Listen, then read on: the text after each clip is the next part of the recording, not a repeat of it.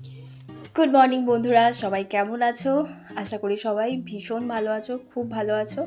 আজকে কিন্তু আমি আমার ব্লগটা আমার শ্বশুর বাড়ি থেকে নয়, আমার বাপের বাড়ি থেকে শুরু করছি। আমার মা বসে আছে, মা এখন চা খাচ্ছে।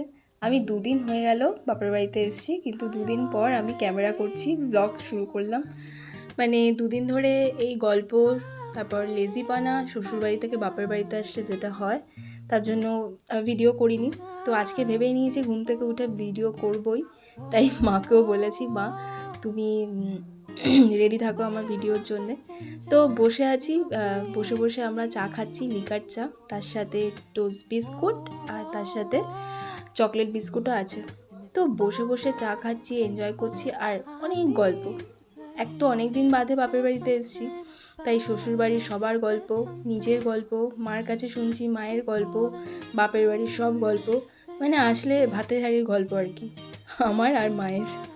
এই চলছে।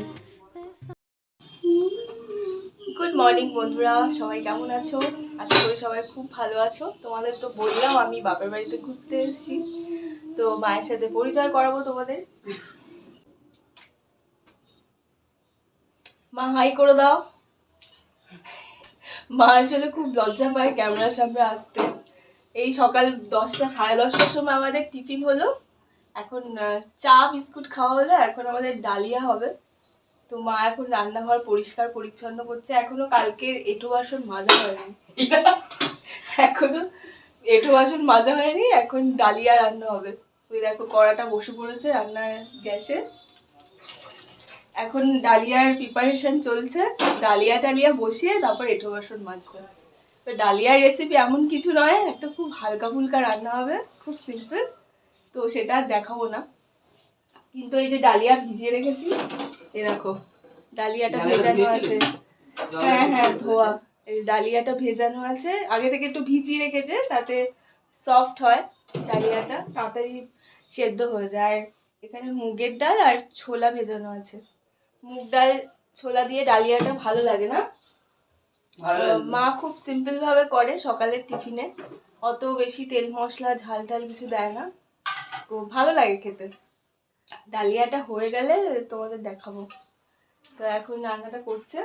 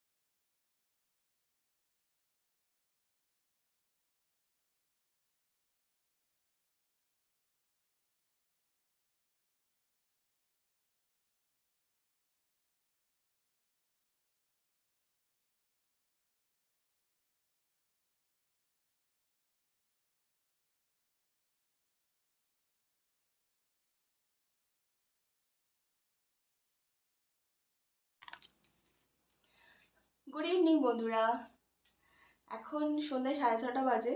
আর আজকে দুপুরে একদম ঘুমাইনি, কিন্তু বাড়িতে এসেছি 3 দিন ধরে। 3 দিন, 2 দিন হয়েছে।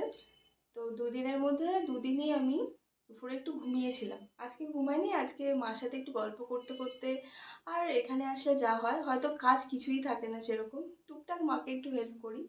আর তাছাড়া রান্না বান্না সেই বাড়ির শ্বশুর বাড়ির মতন চাপ থাকে না। তোমরা বুঝতেই পারছো শ্বশুরবাড়িতে যেটা হয়, একটা চাপ থাকে যে এই টাইমে টাইমে এটা করতে হবে। আর হেডেকও থাকে। বাপের বাড়িতে তো সেটা থাকে না, বাপের বাড়িতে বিন্দাস। তো মা করে নিচ্ছে সব কিছু, মাকে জাস্ট একটু হেল্প করা। তো কিছু ভিডিও এডিটিং করছিলাম আর মার সাথে একটু গল্প করছিলাম, ওর জন্য আর ঘুমোনো হয়নি। কিন্তু আমার চোখটা দেখলে মনে হবে আমি ঘুমিয়েছি, আমার চোখটা একটু শুলেই আর শুয়ে থাকলেই আমার চোখ ফুলে যায়, সবাই ভাবে আমি খুব ঘুমিয়েছি, আর ওই ঘুমাই না।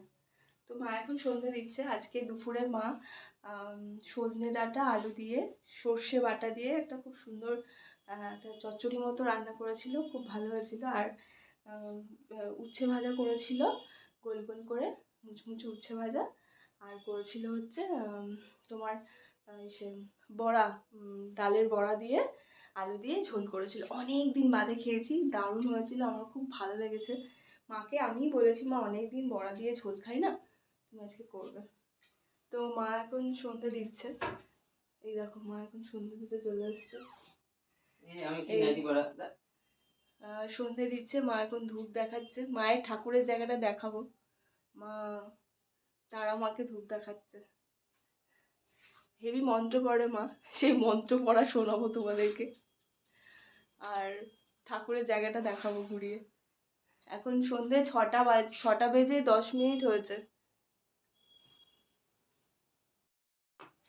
একটা হলুদ স্বস্তিক, একটা লাল স্বস্তিক, আবার একটা হলুদ স্বস্তিক।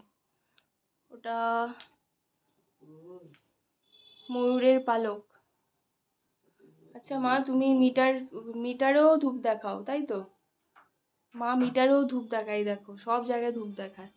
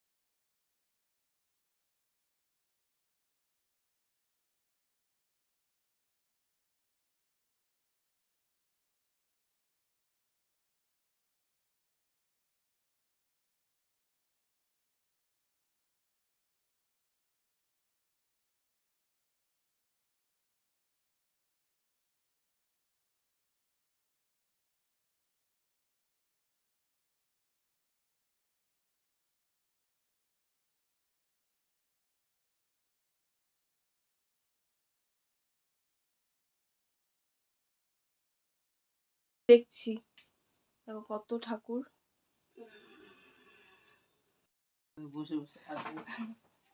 এখন পুজোর মন্ত্র পড়বে, পুজো টুজো সন্ধে দেওয়া হয়ে গেল। এখন আর কিছু মন্ত্র টন্ত্র পড়ে, তারপর আদ্যা স্তবং পড়ে মা, রোজ আদ্যা স্তবংটা পড়ে। আমিও আগে না খুব চেষ্টা করেছিলাম, মুখস্থ করা হয়নি করা। আমি আগে পড়তাম, 2-1বার পড়েও ছিলাম, কিন্তু এখন আদ্যা স্তবংটা আর পড়া হয় না। তো মা বসে বসে অনেক ড্রয়িংও করে, ঠাকুরের ছবি আঁকে, কত কিছু আঁকে। মা একটা আঁকার খাতা আছে, ওটা দেখাবে? হ্যাঁ, আঁকার খাতাটা, তোমার আঁকার খাতা, অনেক আঁকার গুণ আছে, সেগুলো দেখাবে।